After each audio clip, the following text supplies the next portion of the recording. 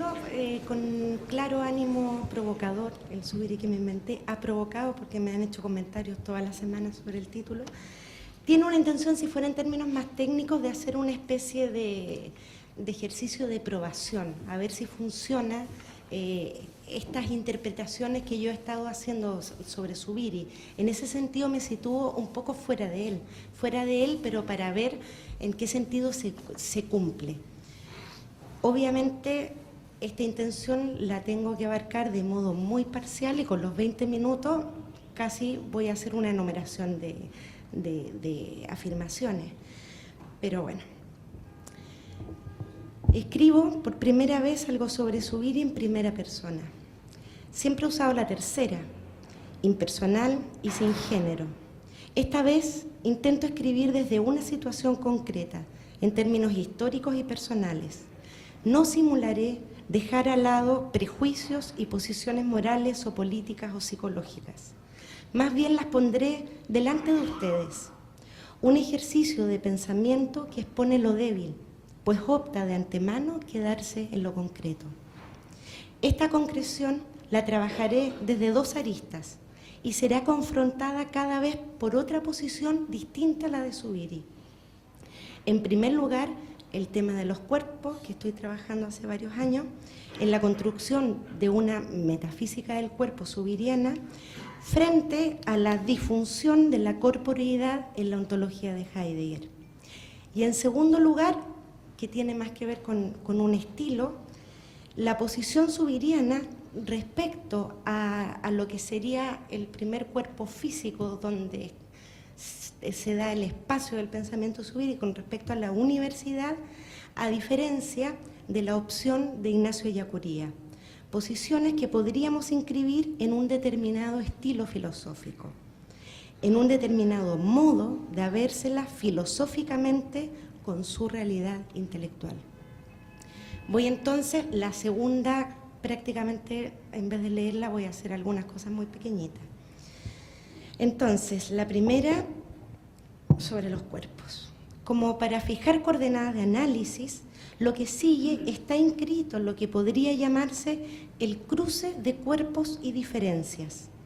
Este cruce es lo que de modos distintos Heidegger y Zubiri llamarán experiencia. En Heidegger, experiencia es experiencia del pensar y corresponde a un momento ontohistórico que dibuja los modos de relación entre unas cosas y otras, en el despliegue del acontecer. En Zubiri la experiencia es también del pensar y es también un momento histórico y tiene que ver con lo que me encantaría llamar el encuentro de los cuerpos. Él también habla de encuentro en el momento en que se hace la verdad, desde la aprobación física de realidad. En ambos autores, experiencia tiene que ver radicalmente con el modo de articularse la diferencia. En Heidegger, la experiencia es el lugar donde se juega el modo del despliegue de la diferencia ontológica y en Zubiri el encuentro es justamente el momento en que las diferencias se tocan, se prueban. Una hipótesis, por ejemplo, no se pone a prueba de un modo abstracto, sino físico. Son determinados cuerpos los que, funcionando de un determinado modo, dan o quitan la razón a cierta hipótesis. Esta es la gran diferencia a la que quiero apuntar, a la función y disfunción ontológica del cuerpo en la experiencia de pensar en ambos autores. Voy primero a Heidegger y yo lo llamé la experiencia, o sea, dentro de la experiencia del pensar, que es un tema bastante amplio, solamente voy a tomar un inciso que sería el momento del desplazamiento de la experiencia del pensar. Y parafraseando a Heidegger, le puse que es el momento del olvido de los cuerpos. La fundamentación ontológica del Heidegger tardío a partir de la experiencia del pensar actúa por lo menos en dos direcciones.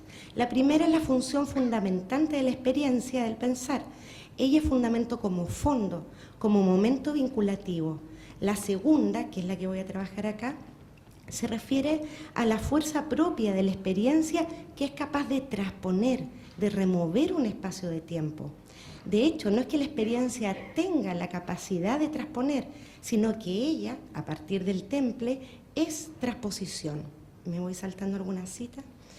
Heidegger sitúa la experiencia en el entre, hace que ésta funcione como concreción, como el vínculo primero de todo modo de relación, pero no de un modo estático, pues la experiencia es el impulso que hace posible la irrupción de un nuevo modo de vinculación, es decir, de cambiar el modo de las relaciones fundamentales entre ser, ente, dioses, cielo, tierra, mortales.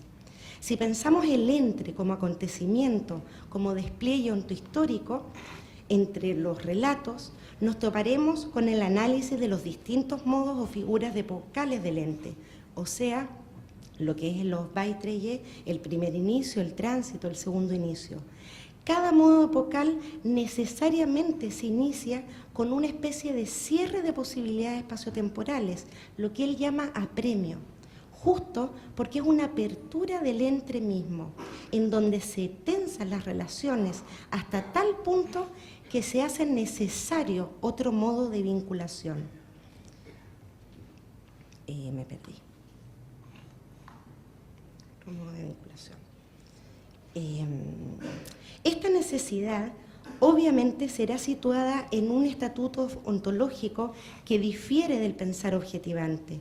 Heidegger no quiere una necesidad lógica, es necesario que sea así, pero sí quiere establecer un pensamiento como nervio mismo del ser histórico que sea necesariamente así. Y esta necesidad estará dada por la fuerza y el poder del temple fundamental en la experiencia. La experiencia fundamental no es causa de reconfiguración histórica, es la reconfiguración, es la fuerza, es el movimiento de placas y, para decirlo en chileno, el terremoto de nuestra historia. Heidegger pone el temple de la experiencia fundamental en lugar de y a diferencia de funciones atribuidas tradicionalmente al pensar lógico-objetivante. Esta vez el temple es apertura inaugural del mundo. Me voy saltando y vemos que aquí no han tenido lugar los cuerpos, lo que no quiere decir que Heidegger omita cualquier alusión a ellos. Obviamente los cuerpos aparecen en Heidegger, en los textos, al hablar de la tierra, los zapatos, la jarra, etc. Pero lo que aquí afirmo es que en el momento en que se juega una función ontológica, los cuerpos aparecen como ocasión del acontecimiento. El temblor del ser, el terremoto que reconfigura radicalmente la disposición, el ensamble y articulación de nuestra historia, es un temblor con tono y sin tierra. Es imposible que los cuerpos, que nuestros cuerpos puedan constituir de algún modo una experiencia fundamental de carácter histórico que estremezca el modo mismo de configurarnos. Dicho en términos heideggerianos, ¿pueden los cuerpos cumplir función ontológica de desplazar el modo de acontecer el ser?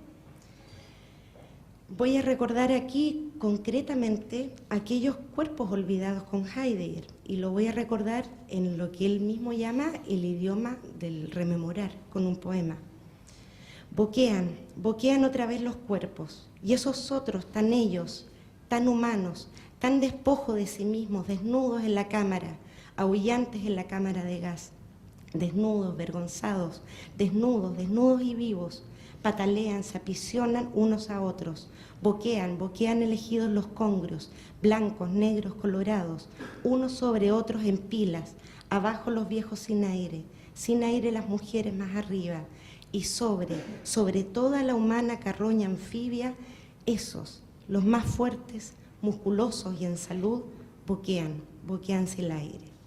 La cita es de una poeta chilena, Verónica Sondeck. Es curioso que Heidegger buscara en los temples el poder detonante de una experiencia fundamental sin preguntarse siquiera por la posibilidad de que los cuerpos hagan estallar un momento histórico.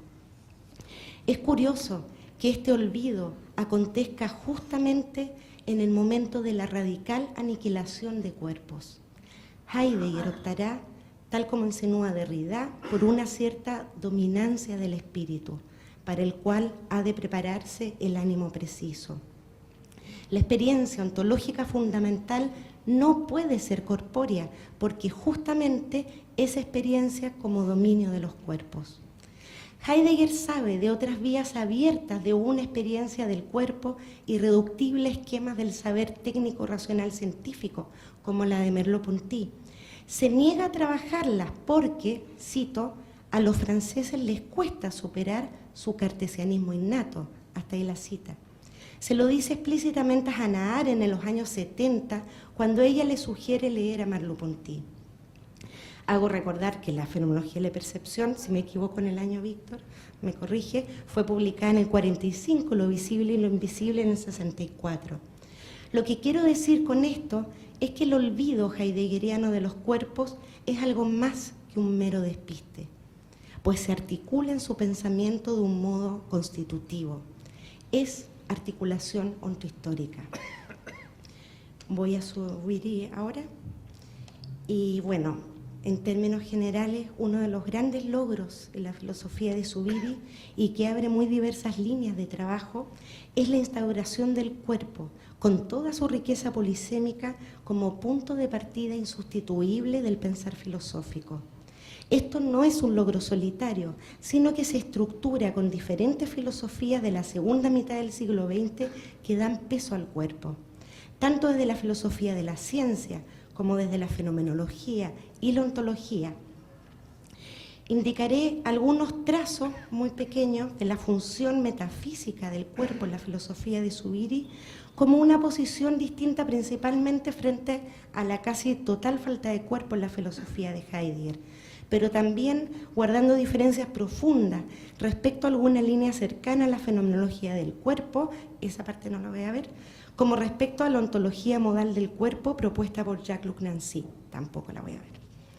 Primero, indicaré la función zubiriana del cuerpo mostrando el modo concreto, cómo el cuerpo está en el sentir, en los actos de inteligencia, logos y razón, donde el sentir aparece como una juntura de cuerpos.